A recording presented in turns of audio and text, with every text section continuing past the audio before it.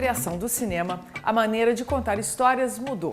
Foram incorporadas novas técnicas e linguagens. Com a chegada da era digital, as transformações estéticas se tornaram parte do nosso cotidiano. No fundo, todos os tipos de linguagem acrescentam no cinema e vice-versa. Como é que no cinema eu provoco uma relação com o espectador parecida com a que o espectador tem no teatro, mas no lugar de cinema. Novas linguagens, mídias e gêneros. Projetos realizados em vídeo, flash, web art, celular, webcam, em blogs ou sites interativos fazem a convergência das artes. Existe uma coisa muito curiosa de todo mundo querer ser diretor, no sentido de todo mundo que compra uma câmera começa a dirigir.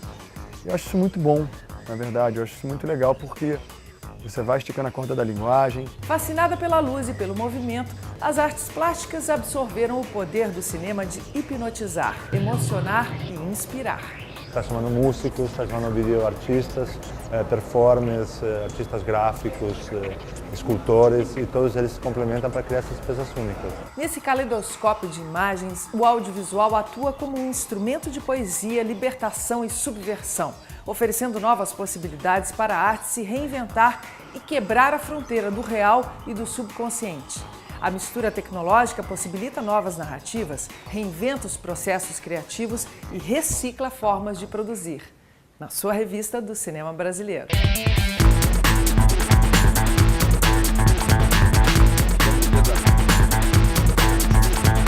Hoje, todos nós somos cineastas, entre aspas, porque qualquer um que pega uma máquina fotográfica ou uma videocâmera e faz uma captação do seu filho jogando futebol, ou de qualquer performance dos seus filhos, ou alguma coisa, eu gostei desse ambiente, então vou fazer um pequeno clipe aqui, você está exercendo uma linguagem própria. O cinema e a publicidade andam lado a lado há muito tempo.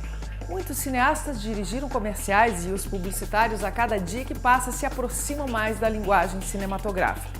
São linguagens e profissionais que se acostumaram a trocar figurinhas e levar suas bagagens de um set para o outro. Mas nem tudo são flores. Alguns defendem seu território com paixão e não veem com bons olhos esse intercâmbio entre cinema e publicidade.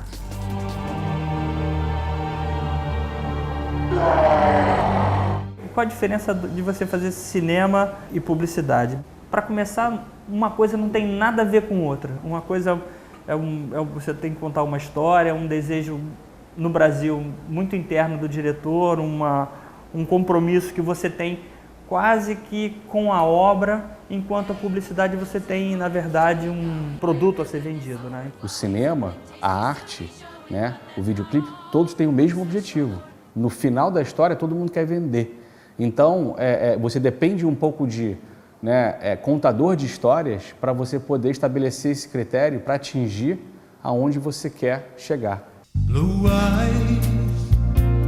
Muito difícil você assim, ter um desejo de fazer um comercial. Depois você pode desenvolver esse desejo, mas ele não é seguramente o primeiro motivo. O que faz com que as pessoas queiram fazer filmes, ou pelo menos que eu quis fazer os filmes, era uma maneira que eu tinha de me comunicar de coisas que eu pensava, eu sentia e tal, com os outros. Essa coisa de ter um preconceito, eu acho isso uma tremenda besteira. Eu acho que um ajuda o outro a nutrir e a fazer coisas diferentes. Uma coisa é o exercício da publicidade que te ajuda no cinema, a linguagem uma que interfere no outro. Agora, cinema é bem mais complicado. O tempo que você vai ter de exposição, o cuidado que você tem que ter com a história e, principalmente, a base de tudo é um bom roteiro. Uma influência que veio do cinema para a publicidade, né? O cinema estabeleceu o critério de filmes de grande porte com efeitos massivos de pós-produção, né? A interferência digital 3D integrando a cenários reais que já existiam ou que foram transformados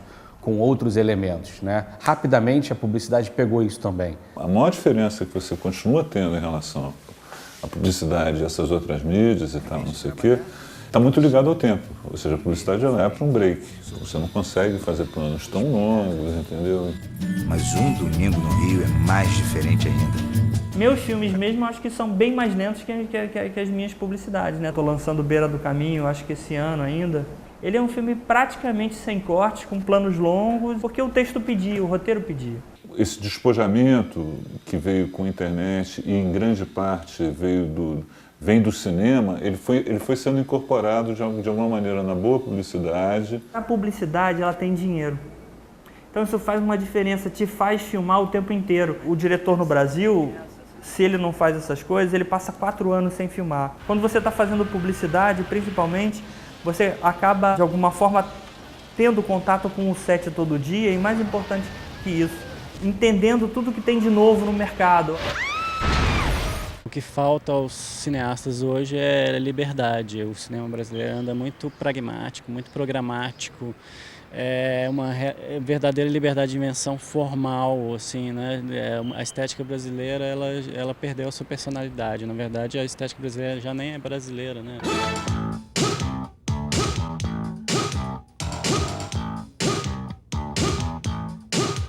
Uma nova estética surgiu nos anos 80, trazendo consigo uma linguagem própria, os videoclipes. Desse movimento, grandes nomes surgiram.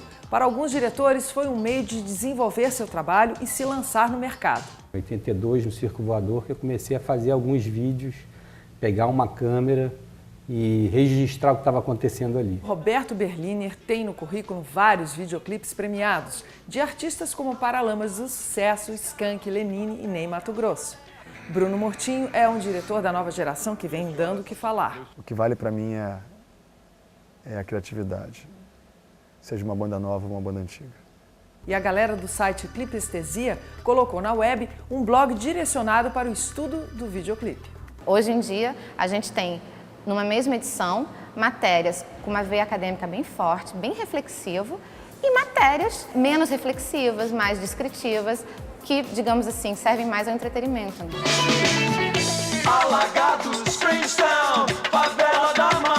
Videoclipe é cinema de uma outra maneira.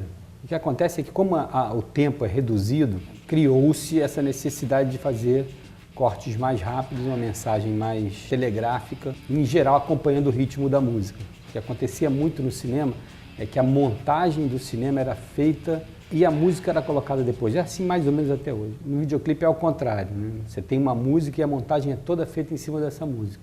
Como eu acho que a pintura e a fotografia foram pais e mães do cinema, regem o cinema,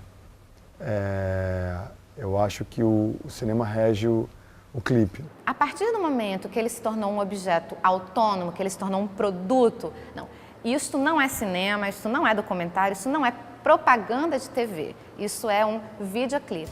Então, a partir desse momento, que aconteceu no início dos anos 80, principalmente, né, a partir desse momento, ele começou a desenvolver elementos que até podem ter vindo do cinema, mas foi totalmente solidificado dentro do videoclipe.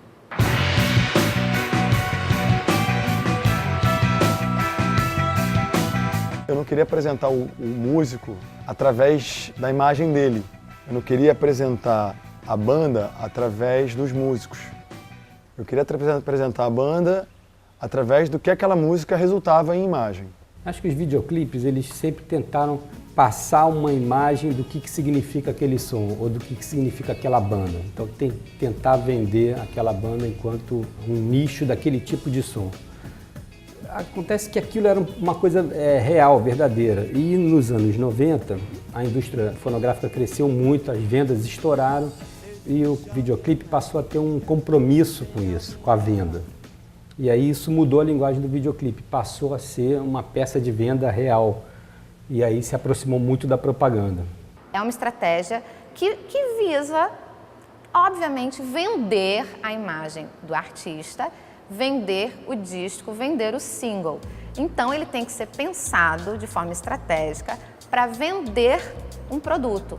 É massivo, ele precisa atingir muita gente, ele precisa atingir o nicho dele. Então, não importa de que videoclipe a gente esteja falando, ele sempre vai ter como objetivo inicial a venda. Só que o que é bastante interessante do gênero é que, diferentemente de outras estratégias artísticas, né, o videoclipe, para vender, ele, em diversas ocasiões, teve que desenvolver estratégias de experimentação. O clipe tem uma liberdade que eu acho que só a animação bate. Nunca será de ninguém, porém eu não sei viver sem e fim. Ela é diretora, dramaturga e atriz. Fundou a companhia Vértice de Teatro. Seu trabalho tem um olhar direcionado para a pesquisa de linguagem e a interatividade entre o ator e o público. Seu primeiro filme, de 2009, é uma adaptação de sua peça A Falta que Nos Move. Eu converso hoje com Cristiane Jatahy. Cristiane, seja muito bem-vinda. Obrigada. Eu queria que você contasse um pouco dessa tua experiência de levar um trabalho teu do teatro, que é A Falta que Nos Move, que eu vi como teatro, para o cinema. Eu fui descobrindo durante o ensaio o olhar do cinema em relação à peça, porque eu gravei todo o processo. Então eu tinha um duplo olhar, eu tinha um olhar da diretora da cena, da diretora de teatro que estava olhando aquilo se desenvolver, e ao mesmo tempo eu olhava através da câmera porque eu estava gravando. Quando eu transpus para o cinema, o meu desejo não era em absoluto fazer uma filmagem da peça e nem uma adaptação no sentido de tentar construir um roteiro que fosse cinematográfico, que justificasse a peça ir, né, para uma outra mídia. E, então o que eu pensei foi como é que no cinema eu provoco uma relação com o espectador parecida com a que o espectador tem no teatro, mas no lugar de cinema. Conta um pouco da história, assim. A Falta que Nos Move é sobre 5 amigos, né, que vão para a peça que estão no teatro e eles não podem começar o espetáculo porque está faltando um ator. E aí eles estão preparando o jantar, eles bebem, comem, fazem tudo de verdade e eles começam falando para a plateia, olha, a gente não vai poder começar porque está faltando alguém, então a gente vai ficar esperando aqui, vocês vão esperar com a gente, mas a pessoa está chegando e tal. Então a peça, na verdade, nunca começa e, de fato, ela já começou. E a questão do filme era outra, porque o cinema você não tem como chegar e falar, olha, se a pessoa não chegou, então espera para começar a filmar, né? Então o que eu fiz? Eu criei 10 dispositivos, 10 procedimentos para filmagem, que tinham como objetivo provocar tanto nos atores quanto em toda a equipe e, consequentemente, claro, no espectador, essa sensação isso é uma mistura realmente entre a realidade e a ficção, entre o aqui e agora e o que é pré-definido. Então, esses procedimentos que são super importantes eram que a filmagem era contínua, ela durou 13 horas, sem interrupção. Eram 3 câmeras seguindo os atores o tempo inteiro na locação, era uma única locação. Como não tinha interrupção, né? Como não tinha corte, eu dirigi os atores por torpedo de celular, por mensagem de texto. Ah, que sensacional. Então, assim, era a maneira que eu tinha de conseguir né, chegar neles sem parar. Sem parar pra falar. E muitas vezes, imagina, durante 13 horas eles tinham roteiros, eles seguiam roteiros durante essas 13 horas. Você se preparou, assim, a gente preparou tempo, durante 4 meses. A gente fez uns ensaios de filmagem, mas eu sempre mudava o roteiro novamente para a filmagem seguinte. Para nunca ser uma repetição daquilo que você tinha surpresa. Então, a gente tinha um roteiro que eram cenas que todos sabiam, tinham cenas que só alguns sabiam, e tinham cenas que eram cenas para serem criadas em improviso, ligando a situação de continuidade que o filme exigia. E assim, o que aconteceu de interessante e muito potente é porque isso é cheio de acaso e de acidentes, né, de percurso, que a gente não tem como controlar e era justamente sobre não controlar. Então, para todos nós, não só para os atores, com as surpresas que a gente propositalmente criou para eles, mas muito do que aconteceu era, de alguma forma, uma documentação de um encontro artístico que estava acontecendo ali e surpreendente dos milhões de acasos que aconteciam, como, por exemplo, uma atriz que se acidentou durante a filmagem. Você sabe que filme é esse? A história do Nemo. Mas choro de chorar. Mas é uma história, relação pai e filho, então fantástica. Eu não vejo o cinema quase. Também. O senhor não viu o Nemo? Não, eu não vi. Você tem preconceito, tá vendo? Não. Ele não gosta de americano. O máximo!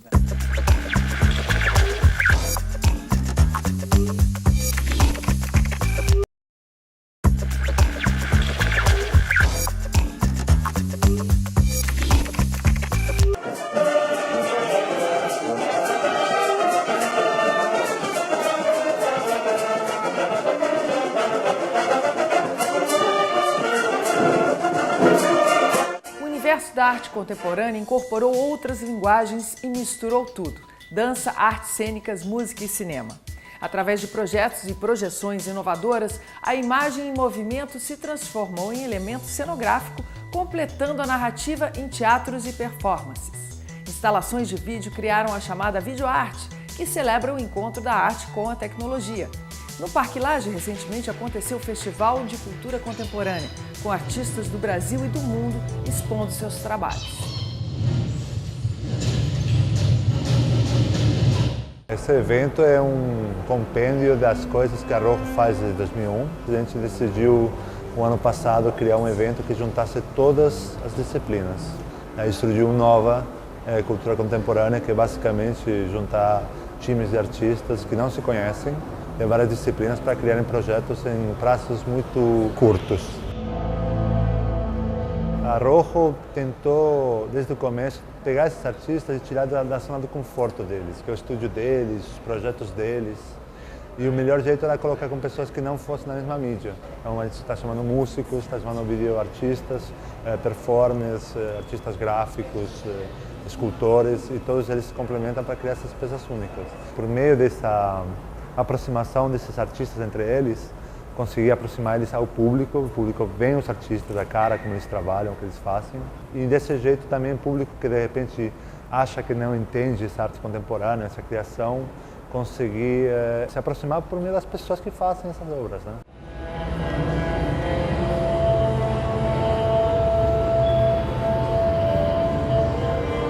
A gente trabalha com improvisação livre, né, com música contemporânea, e com isso a gente trabalha com outro público, né, com um público multimídia, um público que está interessado também na parte de cinema, na parte de vídeo, na parte de artes plásticas. A gente lida com improvisação, a gente chama de improvisação livre, que ela não é tão idiomática como aquela improvisação do jazz ou a improvisação dentro do chorinho, ou ela é um pouco mais aberta. E uma coisa muito importante dela é que o que acontece na hora é a obra. A partir do momento que a gente está lidando com imagem que não é a gente está trabalhando, são os outros artistas, os italianos que estão fazendo a projeção, isso se torna um diálogo entre mídias, realmente, né? Que você pensa na improvisação geralmente como improvisação entre os músicos e que você tem um idioma em comum, aqui isso se torna mais complexo ainda porque você tem uma relação de diálogos entre mídias mesmo. A gente está conseguindo encher os museus que antes tinham arte morta, ou que sobra da ação artística, que são as obras, para chegar um momento em que esses centros virem centros vivos, onde os artistas que fazem as obras façam parte da mostra. Não estamos arraigados em nenhuma cidade, em nenhum espaço. Eu acho que é um projeto que, por ser vivo, ele mesmo não pode ser colocado em uma instituição como um festival durante ano e ano.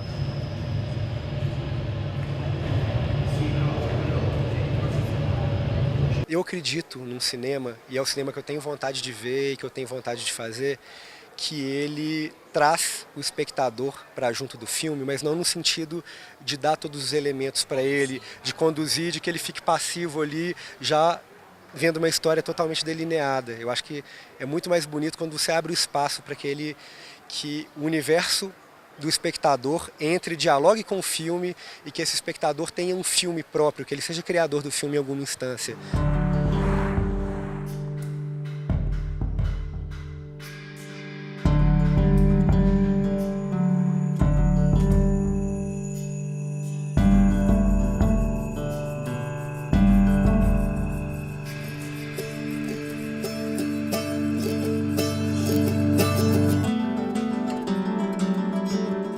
Muitas peças de teatro não se limitam aos palcos. Até parece que o espaço cênico tradicional ficou pequeno. Cada vez mais o teatro absorve a linguagem cinematográfica, trazendo novos recursos para a sua dramaturgia. Assim é com a peça A História de Nós Dois, com Alexandra Richter e Marcelo Valle. Na direção, Ernesto Piccolo, que já trabalhou como assistente de direção de Eduardo Coutinho nos filmes Jogo de Cena e Moscou. Tava tudo indo tão bem até a gente, uma coisa assim do nada. Não quero falar sobre isso agora, que eu não digeri essa história direito. Estava fazendo um filme chamado Como Ser Solteiro, da Rosane Schwartzman. E eu gostei muito dos diálogos dela e pedi, pô, Rosane, faz um texto para mim de teatro. E ela me escreveu um texto, que era Mais Uma Vez Amor. E no Mais Uma Vez Amor, a gente pegava de 70 até 2050. Então tinha todas umas referências cronológicas, assim, que a gente queria botar para a plateia ficar a par do que estava acontecendo no Brasil nessas épocas. E aí eu comecei a gostar dessa interferência de documentário em cima do teatro, que dá uma situada no público das histórias, das coisas que aconteciam e permeiam a história que a gente está contando. Não. Eu evito tomar remédio com medo de ficar dependente psicologicamente do remédio. Passaram-se uns anos e aí eu fiz esse espetáculo agora que é Igual a Você, que está em São Paulo fazendo carreira e que a gente estava com várias esquetes sobre síndromes. Quem tem pânico, mania, essas coisas todas que estão permeando a nossa sociedade moderna. E aí eu estava faltando alguma coisa para minha peça. E aí eu fui para a rua com uma câmera e comecei a perguntar, você tem alguma mania? Você já teve alguma síndrome? E aí eu comecei a ver que tinha 1000 coisas engraçadas e sérias, falando sobre isso. E a gente acabou inserindo e aí acabou, a peça formou, sabe? Então eu comecei a perceber que realmente é uma linguagem que ajuda a narrar no teatro, que não distancia e que ajuda a contar a história, entendeu? Eu sempre tento colocar o vídeo como mais um caminho da narração, da narrativa, para não ficar uma coisa que fique aleatória, que venha do nada. Ela está sempre inserida de uma maneira bacana, assim, eu tento botar dessa maneira bacana que eu acho. E está contando história, tem me ajudado bastante, entendeu? Aqui não é a realidade, né, Mariana? Quando é? O fato do teatro ter sido complementado pelo cinema, nesse sentido de ter feito a peça primeiro, depois o filme, você acha que fechou uma ideia, assim, fechou o seu trabalho, assim, fechou o que você queria com ele, ou você acha que ele ainda tem desdobramentos? Assim? Eu acho que o filme radicalizou o que a peça propunha, sabe? Assim, ele levou a gente para um lugar que não tinha mais volta, sabe? Ele se conclui como trabalho, né, dentro dessa história que a gente construiu juntos, eu e os atores, e que depois veio com toda a equipe de cinema do filme, mas para mim se desdobra em novas pesquisas, né? Porque aí a peça seguinte que eu fiz, que foi o Corte Seco, que é aquela peça que eu editava ao vivo. E é claro que ela é um desejo de voltar para o teatro, levando a experiência de ter feito a edição para o filme. Eu vou embora! De todas as vezes que eu já fiz essa cena, é a primeira vez que eu não me arrependo de ir embora, sabe? Queria te agradecer muito. Eu que agradeço a oportunidade. Fico muito curiosa assim, para ver o resultado do filme. Não tive a oportunidade de ver ainda, mas seja muito bem-vinda sempre. Viu? Obrigada. Sempre. Obrigada mesmo. Lembro, eu tinha 18 anos. Agredi uma namorada minha. Coisa de jovem, de ciúme, de falta de respeito. Mas ela me agrediu fisicamente também. O diretor João Jardim acaba de lançar o filme Amor. A partir de uma pesquisa, ele levantou histórias sobre relações amorosas que foram destruídas pela violência. Os relatos são verídicos, mas todos interpretados por atores. Eu, Lília Cabral, Ângelo Antônio, Eduardo Moscovis, Mariana Lima, Silvia Lourenço, Fabiola Nascimento e Cláudio Jaborandi. O filme Amor pontua uma mistura de documentário e ficção.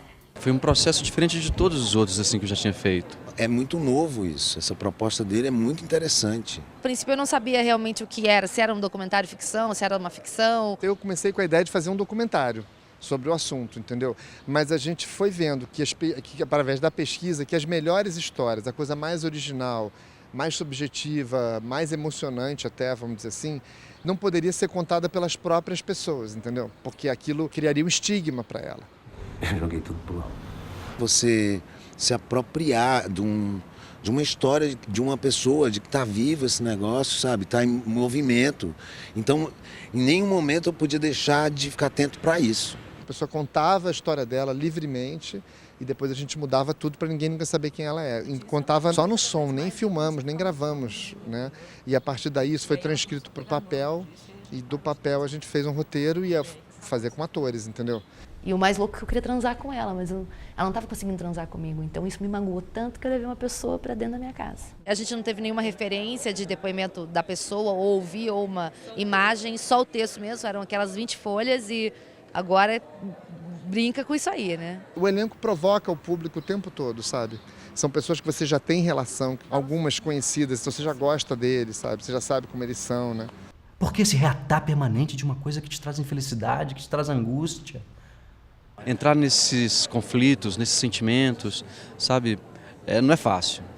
É um filme diferente, é um jeito diferente de filmar, de contar uma história, né? Mas eu acho que ele é importante e necessário. Aí ela, eu te amo. Por que você está fazendo isso? O filme desta semana é o documentário Jogo de Cena, dirigido por Eduardo Coutinho. A história do Nemo. Mas choro de chorar. Mas é uma história, relação pai e filho, então fantástico. Eu não vejo o cinema quase. O senhor não viu o Nemo? Não, eu não vi. Você tem preconceito, tá vendo? Não. Ele não gosta de americano. O máximo. Com as participações de Marília Pera, Andréa Beltrão e Fernanda Torres, o filme apresenta um jogo de cena, onde as atrizes interpretam depoimentos reais e brincam com as linguagens do que é realidade e ficção. Não deixe de assistir o videoclipe Segue o Seco, de Marisa Monte. O clipe fez história e Marisa foi a primeira artista brasileira a ganhar o prêmio de melhor videoclipe do ano. Eu fico por aqui. Um beijo, tchau, até a semana que vem. A chuva